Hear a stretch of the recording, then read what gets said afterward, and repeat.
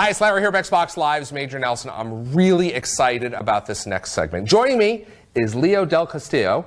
He is the GM of Xbox Hardware. Now, Leo, we're here in your cool secret lab, but we're going to talk about Project Scorpio, obviously, right? That's right. Now, your team builds the hardware. That's right.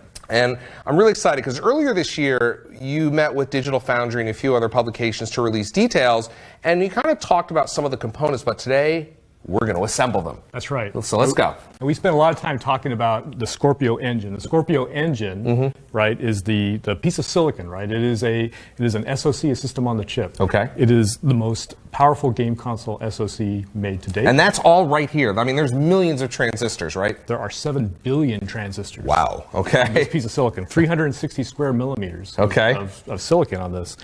There are 15,000 signals coming in and out, or connections for signals coming in and out of this piece of silicon. So the piece of silicon actually has all the circuitry in silicon, right? But we can't make a device out of that just by itself. We have to break those signals out. We have to provide power and clocking. I think that is what I really want to show you, is that you start with a piece of silicon that forms like the heart of your product. Okay. But to make it a product takes a lot of other pieces to come together. Okay.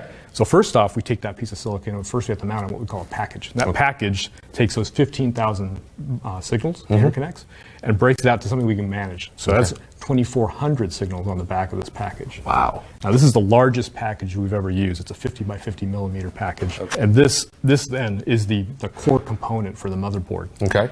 All by itself, it really can't do anything because it needs power, it needs clocks, it needs... This is the brain. That's right. Right? This is the brain. And much like me or you or anybody else, if you need the rest of the body to make it happen. Right. We need a body, we need a recirculatory system, we need all of those things. Yep. So that's what I'm going to start walking you through. Okay, so we're going to start with that.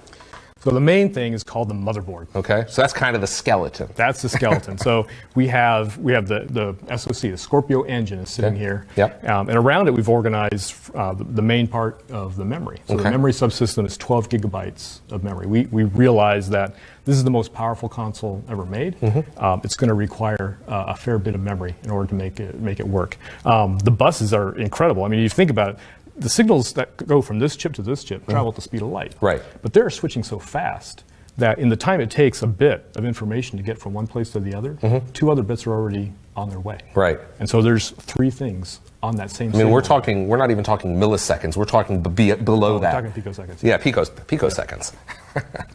Another key thing that we have to do with the SoC is provide it power. Okay. So this SoC can consume a lot of power in order to do its work. We have 15 different voltage regulators that provide different voltages for different parts of the circuit. Sure. One of the things that we do is we actually specifically tailor the environment for each specific module. And that's a new approach in your discipline, is that correct? Yes, absolutely. What we found is we were trying to drive as much efficiency into the system as possible. 1, because we want to use as little energy as possible. Sure. But 2, it also minimizes the amount of heat we have to dissipate. And so if you don't burn it, then you don't have to dissipate it. Right. And so driving that efficiency really helps us in those 2 regards. So for instance, if you only need a gallon of water, instead of walking up and going, well, I'll just take 5 gallons, you only take exactly what you need. That's right. And so one of the techniques that we've done, we call it the Hovis method. And one of the things that does is in traditional design methodologies, you would know that each part required a certain voltage range, and you would target that voltage range. But what's built into that is a lot of unknowns around what it's going to look like in the system. Sure. So what we do is once it's in the system, we then tailored it to exactly. So you measure it and say, okay, this is what you said you need, but what do you really need? That's right. And we measure it, and that actually gets us additional margin that we can then see in efficiencies. And that's one thing I want to point out is that, people look at something like this and like, oh, I've put together a PC before, this is similar to that. And sure, maybe the components are simple, but those are generic off-the-shelf parts. You have customized every part of this for efficiency, for performance, for the console, correct? Right, exactly. Do exactly what it needs and to basically be reliable. And wring out as much power as possible while not wasting any energy. That's right. So let's start building up the chassis. All right. So we use a 2-piece steel chassis. Okay. And this is, I'm showing here the motherboard. Which we just saw. Which we just saw. So we just didn't hear. And added to it is a heat sink, and we're going to come back to that. Okay. But this metal pan here is half of the metal chassis. Yeah. Now, we use a fairly traditional approach that we started using a few designs back. These are drawn out of solid sheets of steel, and it's a one-piece drawn design with no seams. So if you flip it over, this entire tray is one piece of metal that you create. This started as a flat piece of metal. And every console gets one created for it. That's right. And we form it in a series of punches so that we have a piece that has very precise edges for sealing and has no seams. One of the things that we want to do with this chassis, we want to provide a backbone for the design for one, but it has to provide a lot of other things. For instance, to shield electromagnetic interference. Because there's a lot of electricity in here, and there's bits and atoms floating around, and everyth's happening, and you need to keep that all inside. That's right. There's a lot of energy going on inside of here that if we were to let it go out, it would jam your radios and all your wireless stuff. And so that has to be contained. It's got to behave. It's got to behave.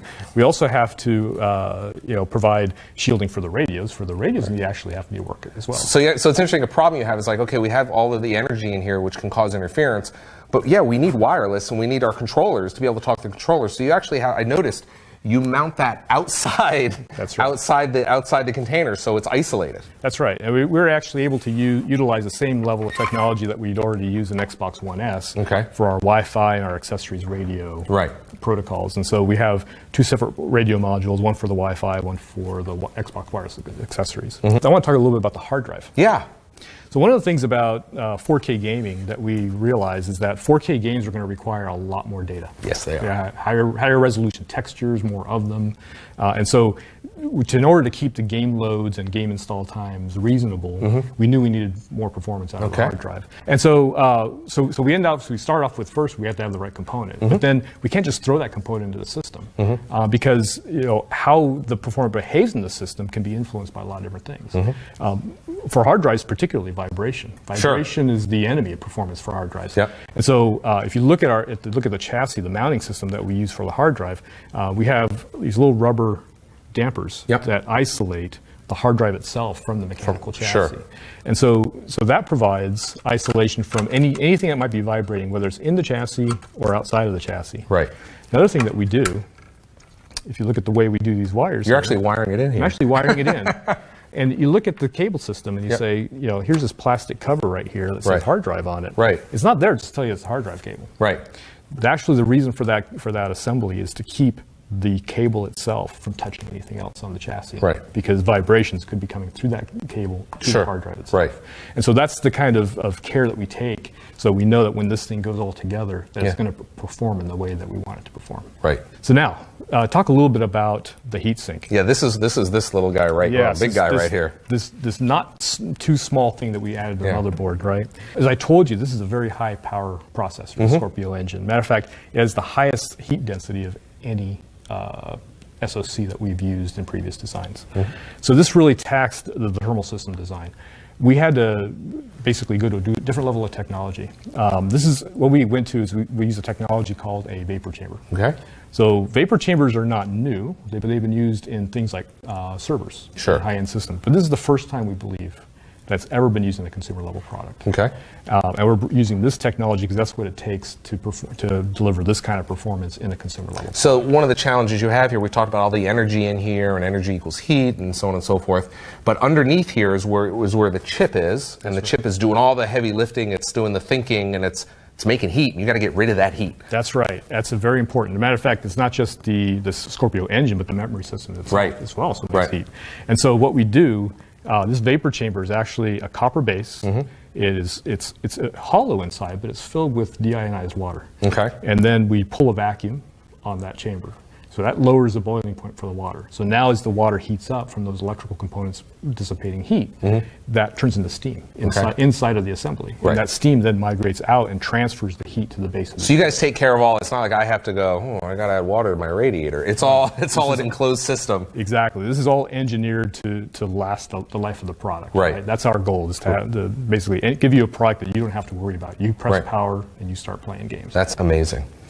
Now, in order to get that heat then out of the system, we have to motivate that air. Okay. So we have a fan. We have a fan, but it's not just a fan. It's a ducted centrifugal fan. So we start with modeling the system as early as we possibly can, and seeing where the air is going to flow, and we can start working on these designs. So if you look at the ducts and the shrouds and the impellers, so we start with the computational fluid dynamics analysis, and then we start building models. Okay. And then those models, we start refining them, and we start measuring and see how they work. And then that finally iterates to the final design that we end up using. So now you snap this in here, and the goal is that it's going to move air across the vapor chamber, and the warm air is going to exhaust out here. Right. So we're drawing air through the sides, through the centrifugal fan, then blows it out the back and exhausts the hot air out the back of the chassis. So the next part that we're going to talk about is the source of all that power that we're dissipating. Yeah. So obviously we're pulling that power from the wall. One of the things that we did with Xbox One S is we went to an internal power supply, which our customers told us that they loved. Yes, and they're delighted. We agreed. And so we made sure that we kept that going in future designs. But to be clear, everybody loves it, but it also, the reason it's difficult is because now you're taking something that was outside that may have created power or energy, which is heat, and you moved it inside. That's right. So that's a challenge. You just made the challenge a little harder. Yeah. So not only did we add another piece that we needed to put inside the box, but another part that generates heat, as you said, and impedes airflow. So it does all these things. But how did we react to that? Well, the first thing that we did is we actually built the most efficient power supply we ever made. Okay. This level of efficiency we were able to build into this system is much higher because we don't have the extra cabling of the external power supply, and we have shorter connections. And so we put all that thought and energy into this, and it drives the overall efficiency of the system even further. And one of the things that we see here is that we actually take some of the air that comes out of the duct is routed through the power supply itself. So hey, you're on your way. Go cool off the power supply while That's you're at right. So it's multi-use. Right. So we see that snaps right in there. That snaps right in there. And so now let's go to the optical drive. Yep. So Xbox One S today is the only game console that is capable of ultra high def Blu-ray playback. 4K HDR. Until Scorpio. Beautiful. Scorpio will now be the second. Yep. We just dropped that part that goes in there. So we're able to utilize that technology. So you can kind of see it coming together in front of your eyes right here. That's right. We're starting to fill up that space, and you can see there's not a lot of extra space. No, there's not. Over. I mean, it is packed in there. That's right. Now let's cap it off. So here's the other half of that chassis. I want to spend a little bit of time because in this part you can see it a little bit more closely. Yeah, look at that. One would say that forming metal is something that we've been doing for centuries. Yeah. Right. Yeah. And in fact, I would say punching metal and drawing forms like this in steel punches probably dates back to the Industrial Revolution. Sure. But we found places to innovate here as well. One of the things that the chassis needs to do is shield from EMI. So that means you want your holes to be small. Electromagnetic interference. That's right, electromagnetic interference. Okay. So that means at these frequencies that we generate with these high performance parts are very high, and so the holes need to be as small as possible. Okay.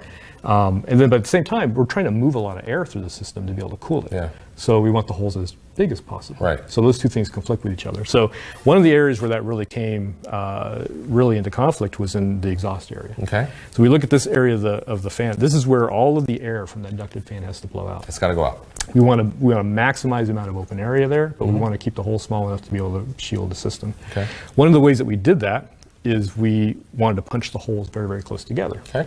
We decided, in fact, to punch them so close together that the material between the holes is thinner than the thickness of the material. So let me just say, so that little space you see in between the holes is thinner than... That's right. Wow. If you looked at it, it looks like a knife edge this way. Wow. And if basically all of the tooling engineers and mechanical engineers that we talked to before we did this said that we shouldn't even try to do this. Yeah. It was that hard. But you guys did it. But we worked at it. Yeah. We have some fantastic tooling engineers, and they love a challenge. And now we have punched holes. These are punched holes, not laser cut holes. Right. If you laser cut these, it would be easy. Sure. But you can't do that in production very easily. Sure. But we actually punch these holes mechanically, and they are perfectly flat and aligned. So that will go right on top here. Notice Notice how there's just not a lot of space in there, and every single millimeter is optimized, and the engineers have to go through here and figure out where to put things, how they sit next to each other, how much energy they're creating, any interference. No, you can't. This is extraordinary. You're never going to look at a piece of electronics the same way ever again. That's right. So now I'll turn it a little bit, and we'll start. And we can now see that this is actually the completed structure. Yep. And that's the rear. See all the ports back there. You see, I have it right now. I have it upside down for a reason, because I'm now going to start snapping on the plastic parts that you actually see. Yep. So the first step is to put in the bottom. Snap it in place. And I will just flip it over here. And we have our top. Kind of goes down there. And there you have it. Slides in. So this is it. This is what people will see. This is what people will see. Well, this is Leo. I really appreciate you walking us through. And this is the first look at Scorpio and what it looks like inside and how great it looks outside. And hopefully you'll appreciate a little bit of what Leo and his team have gone through, which has been an extraordinary effort to create the most powerful gaming console ever. Leo, thanks for your time. Thank you. Thank you for watching. That was actually one of the most favorite videos.